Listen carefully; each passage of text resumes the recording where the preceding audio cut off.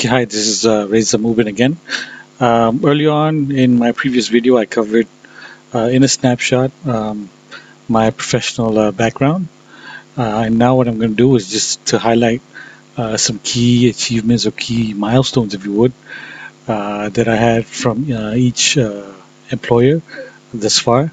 So to start off with Publicis PR, during my stint with them, I'd have to say that the biggest project or event that I was involved with was during the rebranding of Citibank.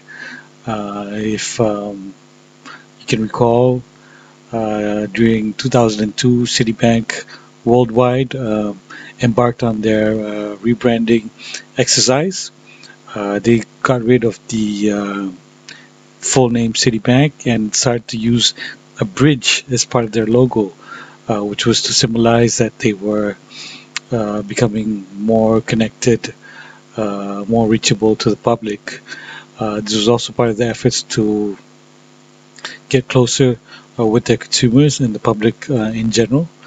And in Malaysia, where they have a branch, Publicis PR was assigned to conduct and undertake a bulk of their PR activities.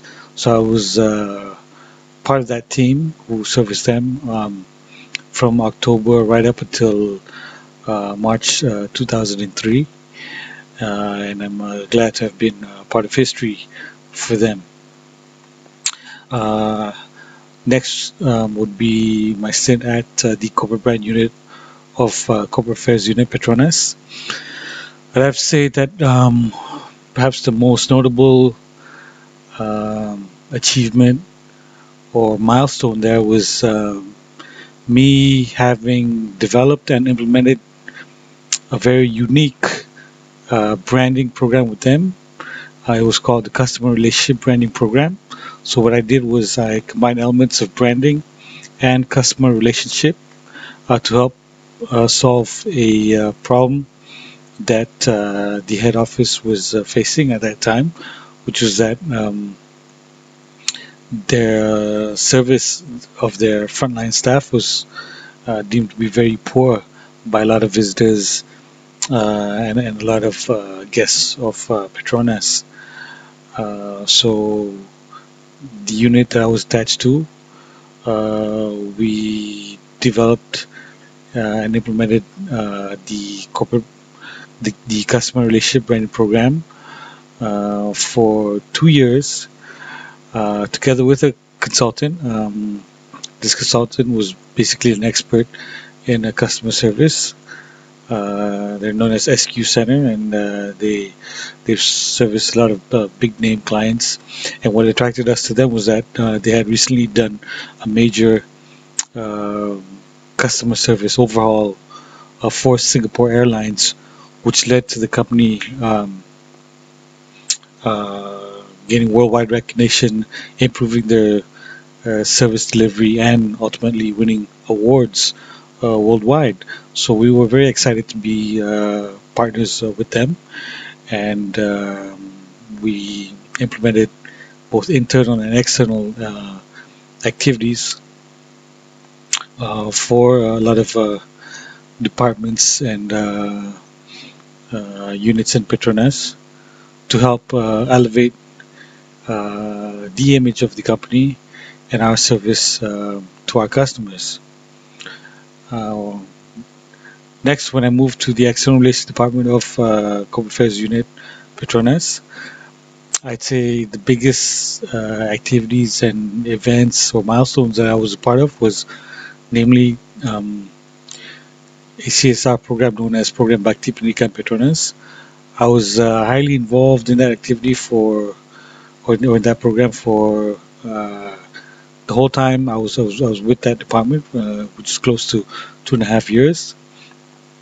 Basically, I became a chief liaison or a head coordinator for a local school, which meant that I had to interact with both the headmaster or the headmistress, teachers, students as well as facilitators from Petronas.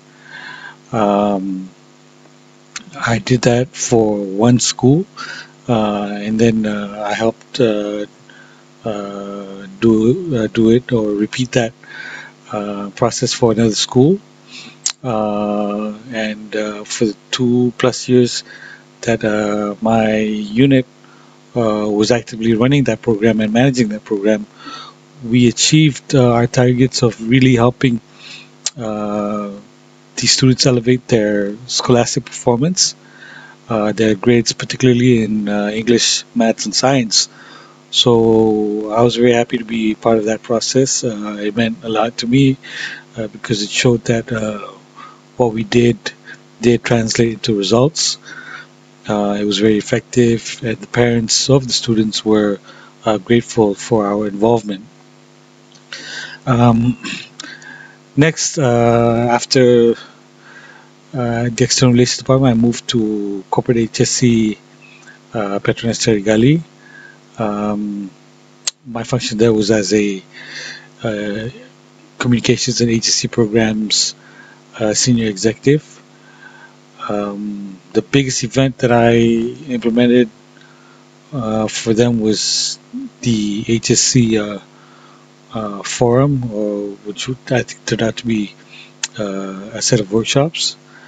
I basically was asked by my general manager to come up with the whole plan or blueprint for that particular event. So I proposed the venues, finalized the venue, through the approval of our GM, uh, developed activities for it, got a hold of the speakers and participants for it, invited the company's contractors and distinguished guests and so forth. So the whole undertaking was really led by me for that particular project, and you can refer to my colleagues, if you want confirmation on that. After corporate HSC, I moved to SKO PCSB, as mentioned in my previous video, and I have to say that my biggest achievement there, or proudest moment there, was having to assume the role of the emergency response officer, which meant that in our particular HSC department and safety unit, I was the go-to guy. I was the main focal person for any safety-related event, meaning that if there was an incident or crisis onshore or offshore, I'd be the one that staff and the company would look to. So I assumed that role for a year plus, close to 2 years, and it was highly demanding. But yeah, I managed to do the job well. And if you look at my IPCs for both years when I was there, I exceeded targets, I exceeded my base targets. So on average or overall, I should have received a 2. But when it came down to the final deliberations, management gave me a 3 or an average mark, which basically there's nothing I can do about it. But anyway, despite that, I'd have to say that through that job, um, I grew leaps and bounds as a person because it really forced me to become totally independent in both the professional and personal sense of the word. Um, and I had to overcome one big fear, which was the fear of swimming, because believe it or not, growing up and even until today, I can't swim. So, but somehow or another, I managed to pass all their diving tests and all the swimming tests. And luckily for me, there was not an incident whereby I had to go out to see swim and rescue people. Because if it came down to that, then I don't think that I'd be here speaking to y'all right now. But anyway, point is, that job was uh, highly demanding, extremely critical as well. I would not recommend it for anyone, especially uh, one with a faint of heart, because it really takes a toll on you. Because one, you have to be on actual duty during an emergency right up until the end, right up until it's been resolved and the case is closed. And sometimes these incidents, which can be anything from man overboard incident, a, a collision between vessels, or um, fishermen striking at sea near our platforms. They can last from days up until months and even beyond that. So until it has fully been resolved, only then can you, quote unquote, stand down and be relieved of your duty. But until then, you really have to be at the emergency control center, manning the events, manning the activities. And from a safety point of view, and from a safety role, especially in the position of an emergency response senior executive, there's a lot required of me. I mean, producing, or rather drafting the reports, developing recommendations, um, getting our incident commanders to help uh, overcome the crises and so forth.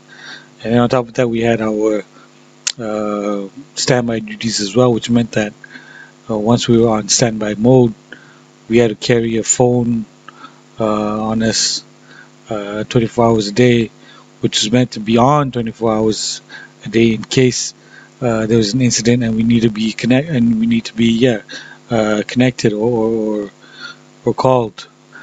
So basically, what that meant was that for the entire week period that you're on standby duty, you have to be prepared to respond to an emergency, and it's no joke, it's no game. It's nothing to be taken lightly, because if, for example, you're the type of person that likes to party or hang out and get drunk or whatever, you're not going to be in the right frame of mind, or in the right physical and mental condition to respond to such a thing. So to be prepared like that, without advance notice, does take a lot of commitment, dedication, and seriousness. So I could say I was proud to be a part of that process, and have done my best for it.